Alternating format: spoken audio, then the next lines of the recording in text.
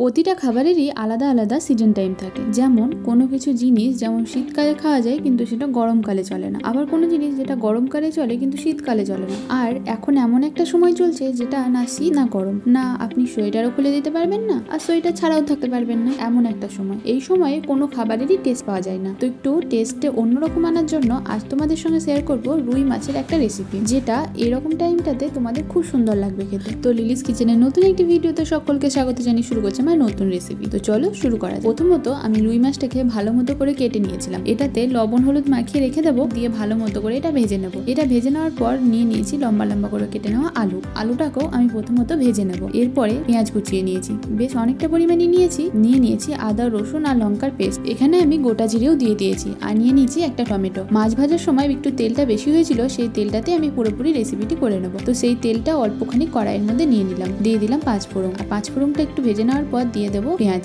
দিয়ে দেবো লবণ আর হলুদ গুঁড়ি, দিয়ে ভালো মতো করে ভেজে নেবো। এরপরে দিয়ে দেবো আদা রসুন আর লঙ্কার পেস্ট, দিয়ে আরো খানিকক্ষণের মতো কষিয়ে নেবো। কাঁচা গন্ধটা চলে যাওয়ার পর দিয়ে দেবো ভেজে রাখা আলু দিয়ে অল্পখানি জল দিয়ে ভালো মতো এটাকে কষিয়ে নিতে হবে। কেটে রাখা টমেটো দিয়ে ভালো মতো করে কষিয়ে নেবো। অল্পখানি জল দেবো টমেটোটা গলার জন্য, দিয়ে ভালো মতো ফুটতে ছেড়ে দেবো।